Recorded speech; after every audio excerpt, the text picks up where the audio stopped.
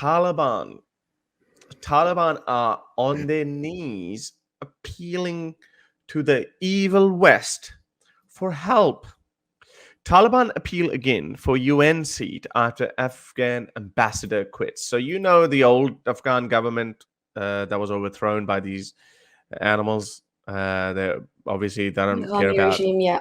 they don't care about the democracy, or it was the US evil US's backed government. US said, screw you, we're done. We spent 21 years in your country, 20 years in your country. I think it's time to move on. You deal with your own shit. So we had an objective. That was actually good of the US that they stayed there for that long. Because I know that debates had started back in the noughts. Now, how long are we going to stay here? And then Obama came, he started withdrawing. He was like, yeah, we need to get out at some point, because the US is not the colonial power. The US is not there to establish their own government and stay there and suck out the resources. Well, they suck out the resources in other ways, in the corporations' ways or whatever. But Afghanistan doesn't really have much. Anyway, so these guys came, they waited it out, and they came, and then they started beating their chest, and they said, yeah, we won, yay, Islam has won. But and by the way, up until that point, 80% of Afghanistan's income was foreign aid, coming from these evil Western countries. Britain, America, Germany, France, all of these countries were putting their weight in, and they were doing their best to keep the government going. But unfortunately, that government was no good. They weren't even paying their soldiers, and hence they defected, and they just didn't fight these guys.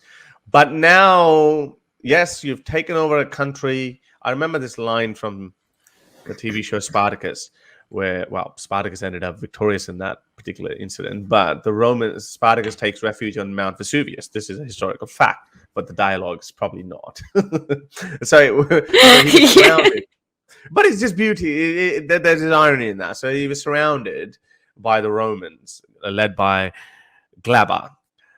So he's there. He's like, okay, well, Spartacus has gone up. Spartacus has the advantage of higher ground, but he's up on the mountain. Vesuvius, funnily enough, I think nearly 70 years later, it blew up, and we all know the famous Pompey story. But funnily enough, anyway, so he was up there, he was hiding there, and Glaber said, "Let him feast on rocks and stones." So okay, you've got the higher ground, sure, have it, but what are you going to eat? What are you going to do? So this is exactly what's happening with the Taliban now. So they're appealing for a seat in the UN because no country in the world has recognized Afghanistan's government. No, not even Pakistan or Saudi Arabia. Well, Saudi Arabia probably is not going to do it anyway. We know which direction Saudi Arabia is headed, and we have further on Saudi Arabia later on as well, so stay tuned. The Taliban made a fresh appeal on Friday for Afghanistan's seat at the UN after the ambassador of the former US-backed government left his post. He was like, well, I don't have a country. What am I doing? It's like for a very long time, Taiwan was the China. That was a recognized government up until the 70s. That was the official government. The world recognized Taiwan as the China, but they had no presence. They were only in Taiwan. The mainland China was under CCP. So it's just stupid. Anyway, so he left. The old regime's ambassador left the UN. So no country has yet recognized the Taliban regime. Assistant UN spokesperson Farhan Haq told AFP that Afghan ambassador Ghulam Isaaqzai relinquished his position as of December 15, according to a letter they received Thursday. The Taliban nominee for the position, Suhail Shaheen, said the seat should be now given to the new government of Afghanistan, adding it was a matter of credibility for the world today. So they are dying to be recognized. Mm-hmm. But even a month after the Taliban takeover, Isaaqzai was still being received at the UN headquarters, which is just stupid. When they previously ruled Afghanistan from 1996 to 2001, the Taliban had no UN representation, and their rule was recognized by just 3 countries: Saudi Arabia, the UAE, and Pakistan. UN nominee Shaheen served, some really, well-respected countries of the world. All my countries, sadly, every country I've had an association with. You lived in those countries, all of them. Yeah. Actually, no, you didn't live in Pakistan. You just have Pakistani roots. Well, you are more Saudi and the Emirati than you are a Pakistani, but in some other ways, you are more Pakistani than anything else. The UN nominee Shaheen served Yeah, Mm. you're a true global citizen, aren't you? But okay, Citizen but of the this, world, as they say. So cliche. but so on one hand, now they're begging the world to be recognized. Hey, look, however we came to power, just ignore that. We defeated you fair and square. No, you didn't. But now you got to recognize it. The world is like, again, in the words of mighty Claudius Glaber, have feast on rocks and stones. But that, so that's the funny, ironic part. But I know there's a sad part to it. As I said, there's always a sad twist to it. It's the people that are suffering.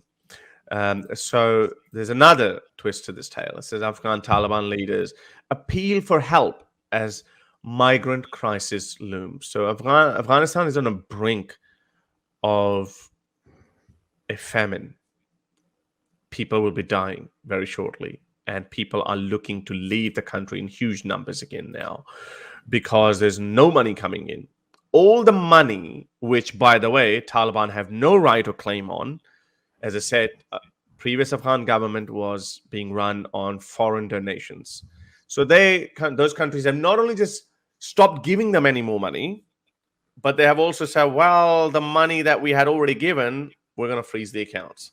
So they've frozen the accounts. There's literally no money coming in Afghanistan. There's no trade. The only thing that's going in is through Pakistan, some wheat and something to eat. That's bare minimum. And even that is obviously donations from Pakistan. They are actually running campaigns in Pakistan that instead of eating 3 rotis, just have 2 and give 1 to your Afghan brothers and sisters. Again, a noble gesture, but that's not how the modern economies work.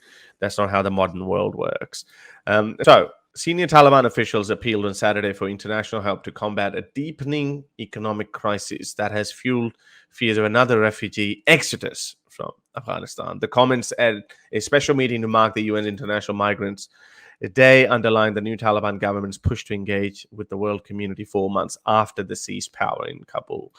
The movement's deputy foreign minister, Sher Mohammad Abbas Satanic Zai. Oh, that's an interesting name. Satanic Zai. Bhutan. Said, well, they are all Pathans, aren't they? Said it was the responsibility of countries like the United States. It's the responsibility of the countries like the United States. Where is your Allahu Akbar? Why begging the US, which have blocked billions of dollars of central bank reserves to help Afghanistan recover after decades of war? Why have they blocked billions of dollars of central bank reserves? No, it's not your money, son. You're hanging people in public squares. You're whipping and lashing people in front of an audience, and you expect the world to respect your government? Sorry, sir, not going to happen. The impact of the frozen funds is on the common people. Yes, we know you want to play that card, don't you? But do you actually care about the common people? No, you don't. And not Taliban authorities. Oh, yeah, of course, we know that. We all know that. When there was an embargo and there was international sanctions were put on Iraq, yes, Saddam Hussein was still living in his palace. I remember one of those stupid sanctions were no medical aid. So there were no, like, on things like penicillin and all of those kind of, like basic medicine. There was an embargo on that as well. So people, I remember seeing the photos in the late 90s and just early 2000s. There were children dying in Iraqi hospitals because there were just no medicine. They even did not allow medicines to go in. So yes, it's always the common people who suffer. And again, look at how clear they are. They're like, the impact of the frozen funds is on the common people and not the Taliban authorities. Yeah, we know that. UN bodies estimate that millions of Afghans could face hunger over the winter without urgent help. That is the sad part. But aid has been hampered by international unwillingness to engage directly with the Taliban. Yeah, I mean, they don't want to get in bed with the devil, in part because of concerns over rights for women and political inclusion. This is a double-edged sword, isn't it, Nuria?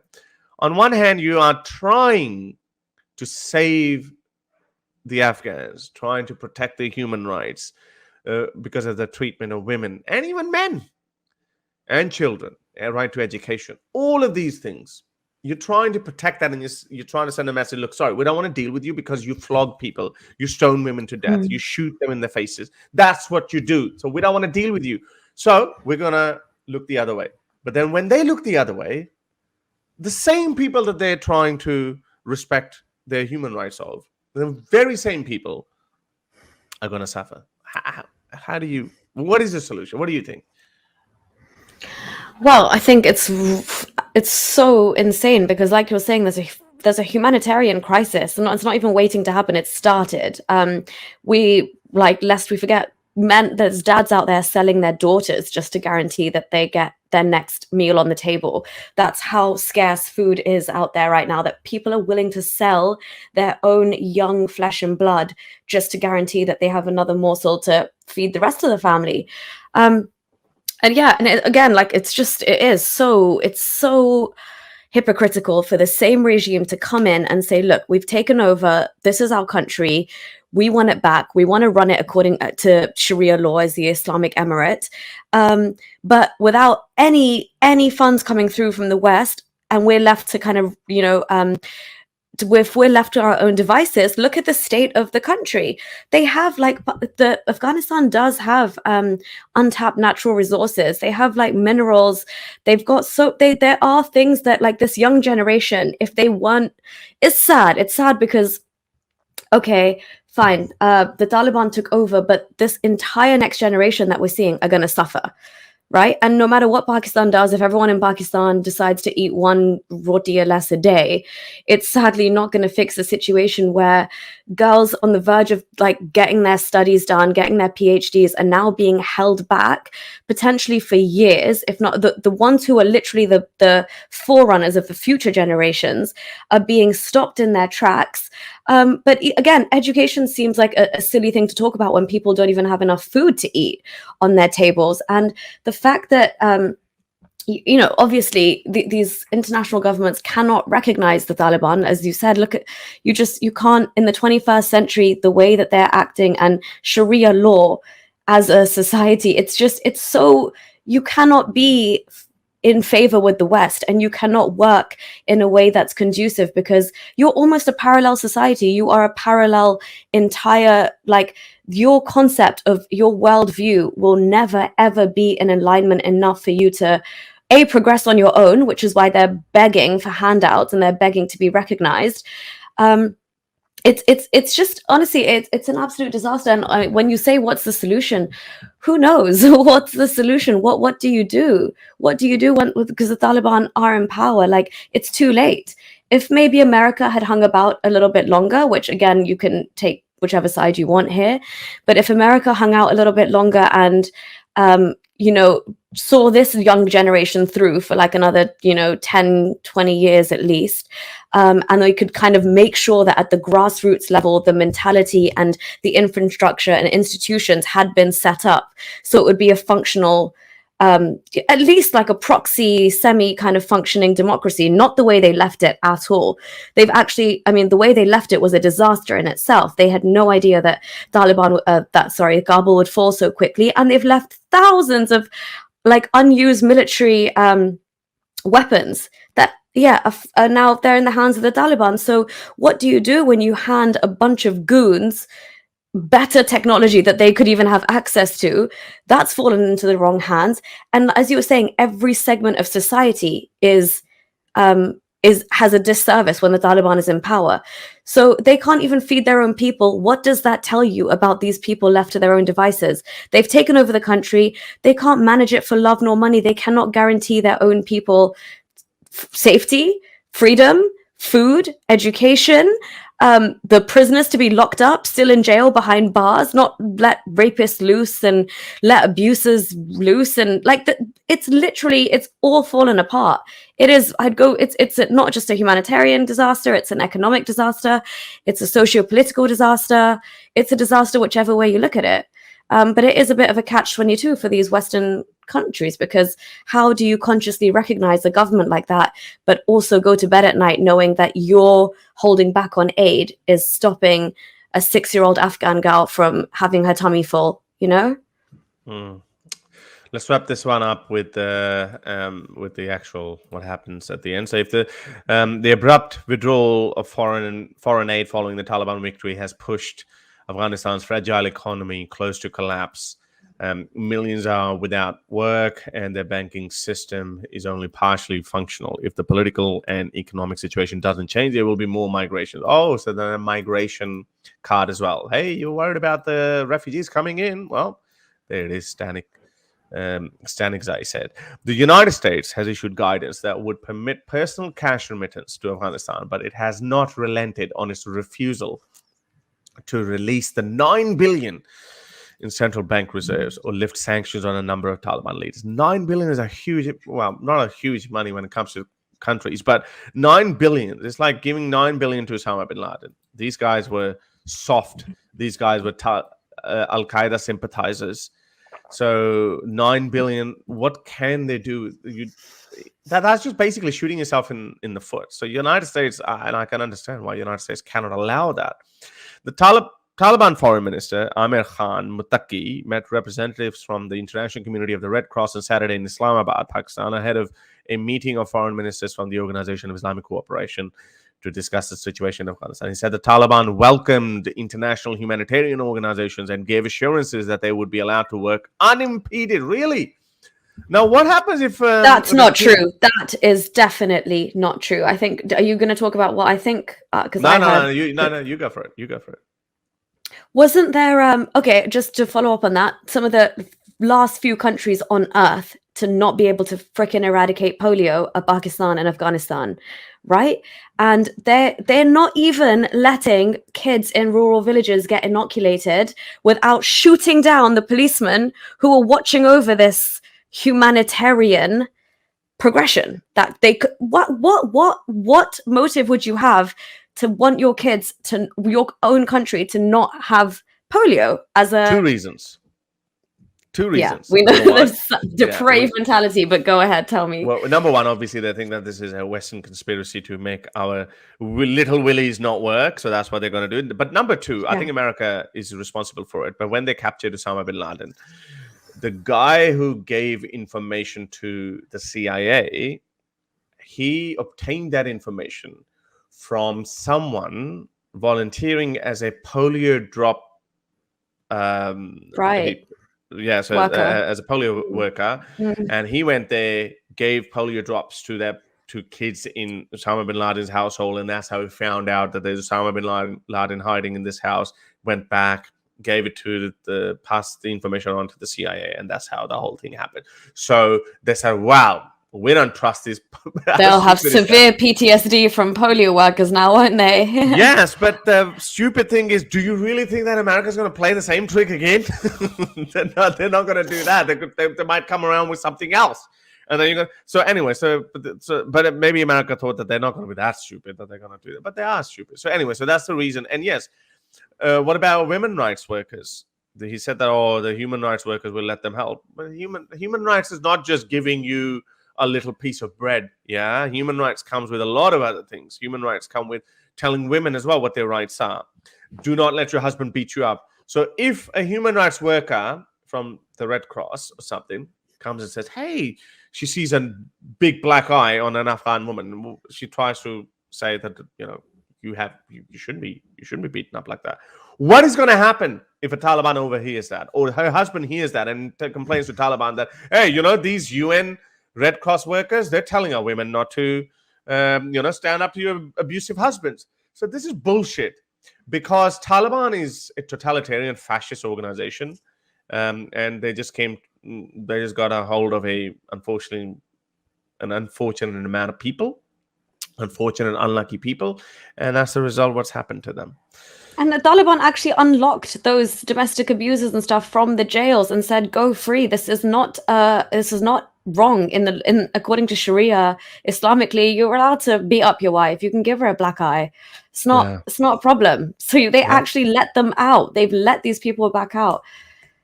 Yeah. Anyway, so that's what it is. Taliban.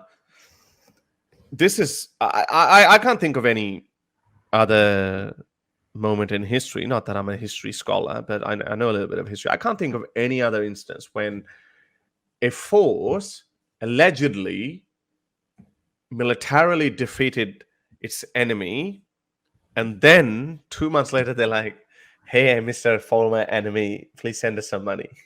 Never Yeah. seen that. Never. If you like these videos and want to support me in my activism, then you can support me on Patreon or PayPal. Stay free, everyone!